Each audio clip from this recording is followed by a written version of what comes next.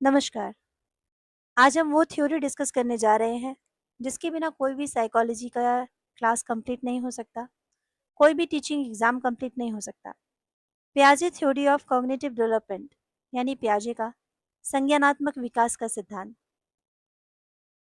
In theory को समझना इसलिए भी ज़रूरत है कि यदि आप अच्छे अध्यापक बनना चाहते हैं, अच्छे टीचर बनना चाहते हैं, तो आप बिना इस थ्योरी को समझे सफल नहीं हो पाएंगे। ऐसा क्यों है? चलिए धीरे धीरे समझेंगे। पहले हम जीन पियाजे के बारे में थोड़ा जानना चाहते हैं।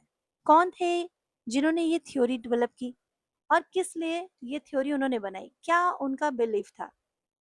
जीन पियाजे एक स्विस साइकोलॉजिस्ट हैं जिन्होंने अपना पूरा करियर बच्चों के इंटेलेक्चुअल डेवलपमेंट में, यानी उनके विकास में लगा दिया कि उनका जो सोचने समझने की शक्ति है बच्चों की, वो किस तरह से होती है, उनका स्किल डेवलपमेंट कैसे होता है। उनकी थ्योरी ने हम सबको भी ये सोचने को मजबूर किया कि बच्चे जो हैं इतने हद तक भी सेंसिटिव होते हैं। उनका कोर बिलीफ था कि चिल्ड्रंस एक्टिव लर्नर है और वो अपनी नॉलेज को खुद बनाते हैं एक्सप्लोर करके, यानी वो जो देखते हैं वो सीखते हैं और उसी से अपने ज्ञान को बनाते हैं। बच्चे अडल्ट से बहुत डिफरेंट भी सोच सकते हैं, उनकी क्वालिटेटिव वे अलग तरीके की भी हो सकती है। तो जीन पियाजे की ये थ्योरी और कितनी इंटरेस्टिंग होगी, चलिए समझते हैं।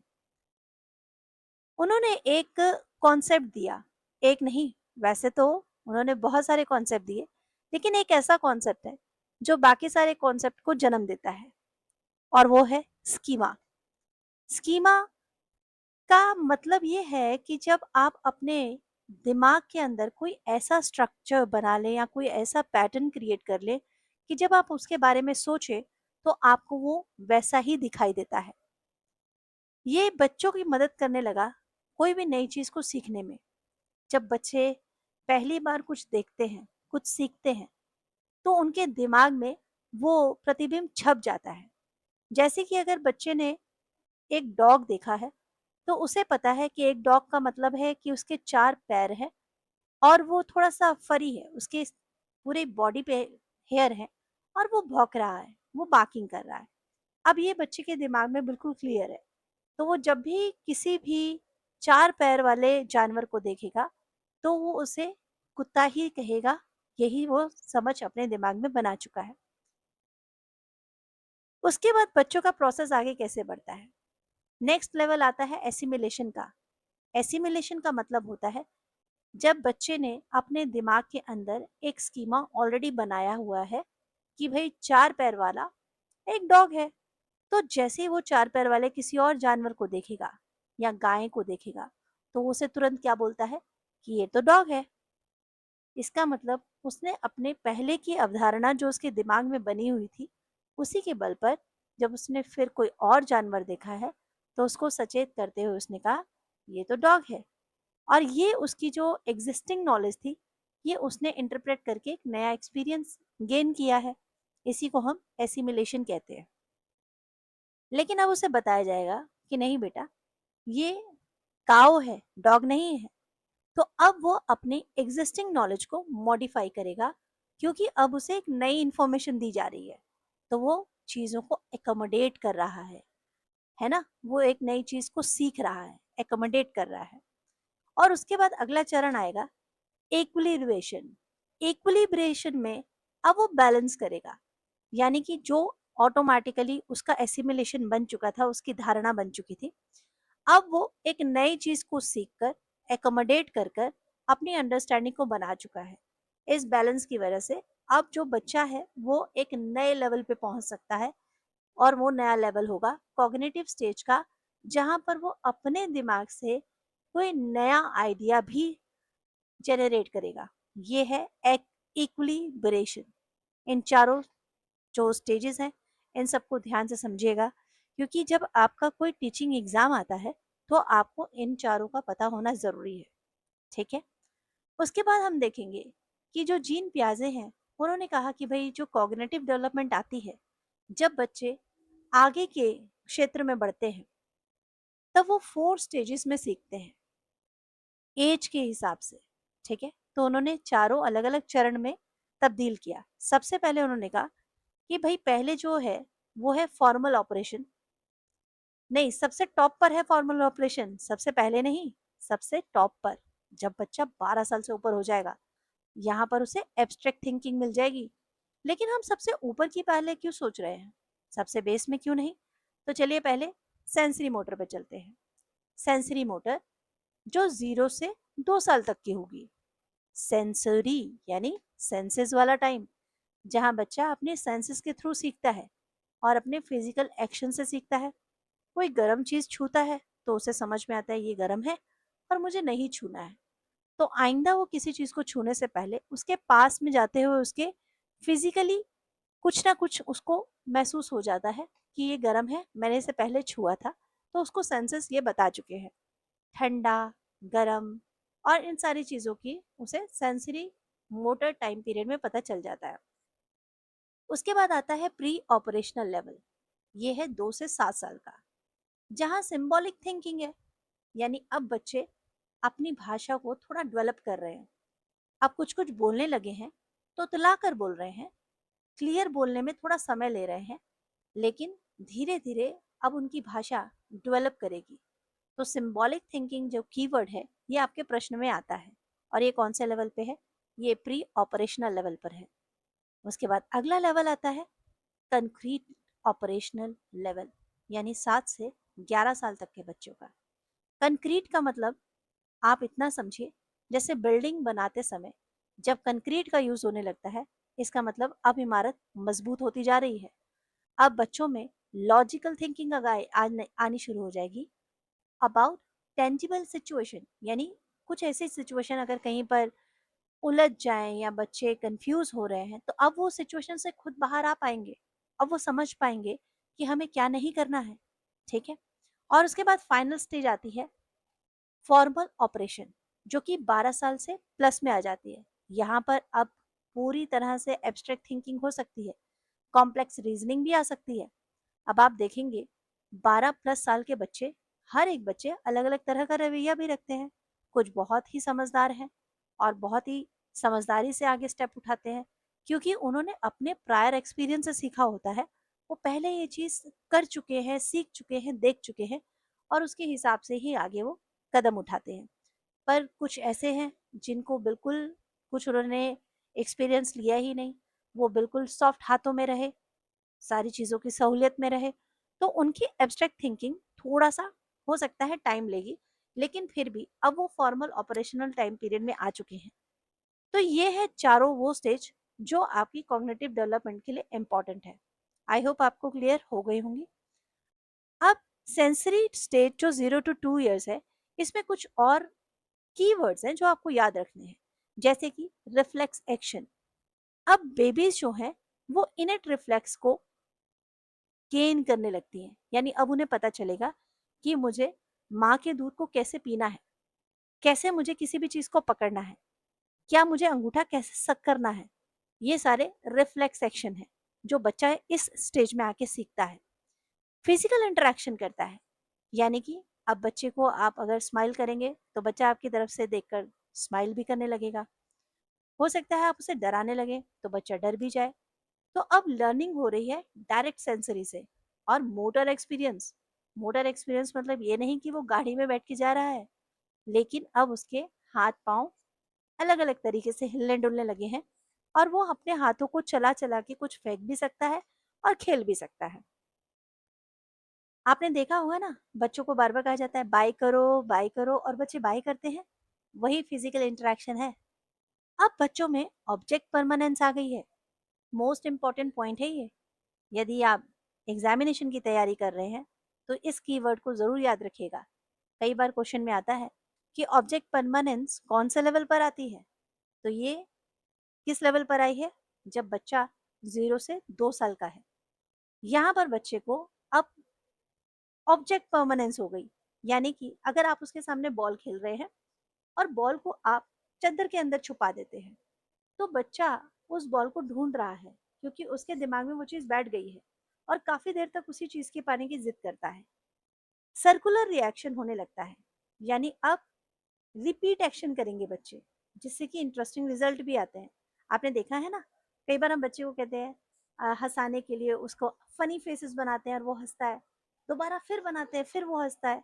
तो ये रिपीट एक्शंस होते हैं जिसके रिजल्ट्स काफी इंटरेस्टिंग आते हैं। नेक्स्ट आता है प्री ऑपरेशनल स्टेज। यहाँ पर 2 से 7 साल के बच्चे हैं।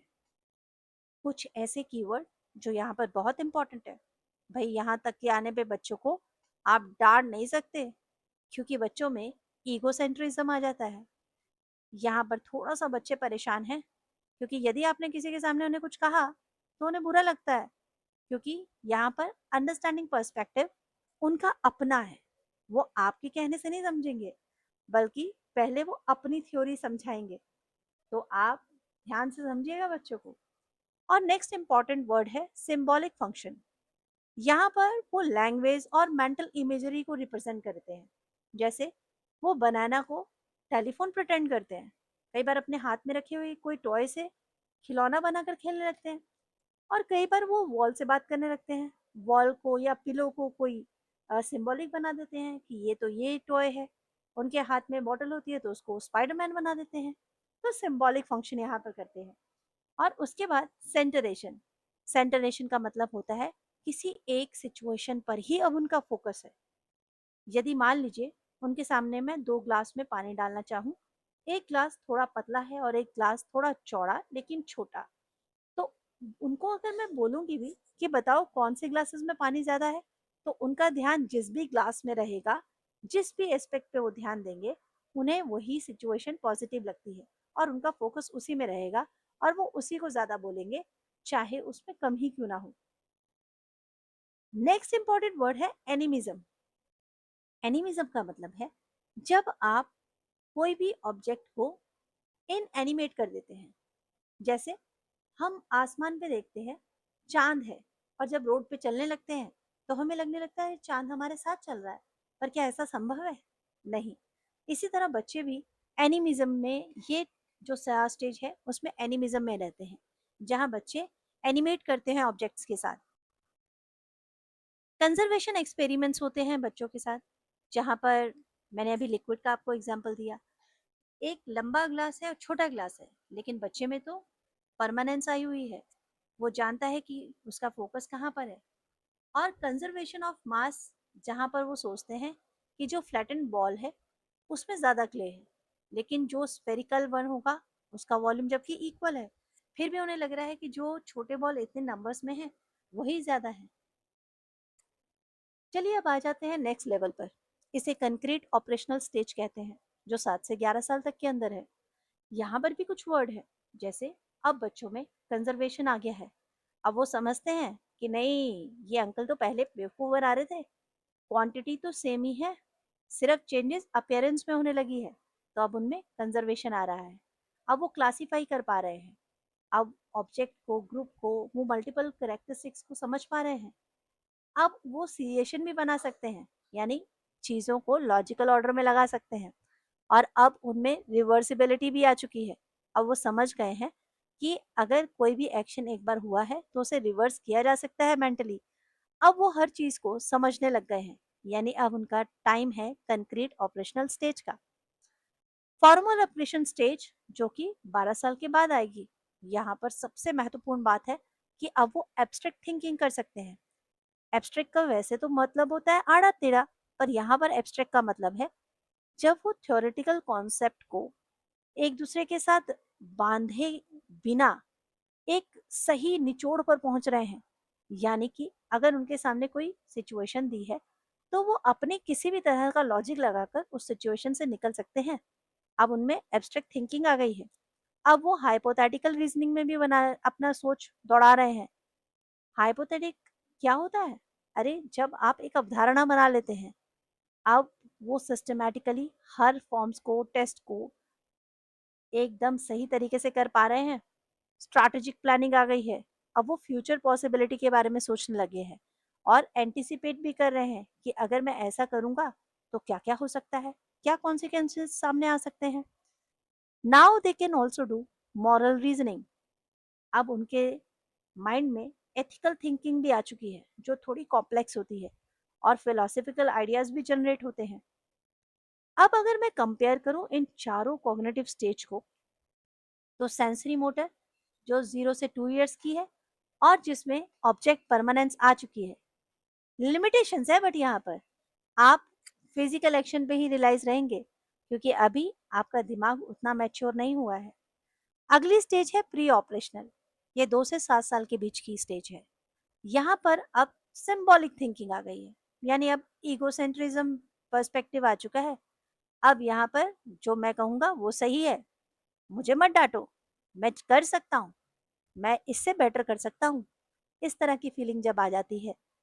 कॉन्क्रीट ऑपरेशन 7 से 11 साल, जहाँ पर लॉजिकल रीजनिंग भी आ गई है और अब वो कॉन्क्रीट एग्जाम्पल बना सकते हैं। फॉर्मेशन फॉर्मल ऑपरेशन जो कि 12 प्लस है, जहाँ पर सबसे बड़ी बात है अब वो कोई भी नया कॉन्सेप्ट है तो उसमें अपनी एब्स्ट्रैक्ट थिंकिंग लगाकर उस सिचुएशन से निकल सकते हैं। अब मैं बात करूंगी कि आप एज ए टीचर, आपको ये जो स्टेजेस हैं, आपको कहाँ कहाँ क्या क्या ध्यान रखना पड़ता है। जैसे कि आपको सेंसरी रिच एक्टिविटीज करवानी पड़ती है ताकि उनका जो सेंसरी मोटर लर्निंग है वो इन्हांस हो सके। आपको सपोर्ट करना पड़ता है कि वो सिंबॉलिक प्ले कर सके ताकि उनकी प्री ऑपरेशनल थिंकिंग और ज़्यादा हेल्प हो। इसके लिए आप ड्रामेटिक प्ले का हेल्प कर ले सकते हैं। आप डिस्कवरी गाइडेड भी बन सकते हैं, यानी कुछ क्वेश्चंस ऐसे पूछिए जो उनके ईगो सेंट्रिक पर्सपेक्टिव को चैलेंज करे और वो उसको करना चाहे ताकि उनका माइंड और ज़्यादा डेवलप हो।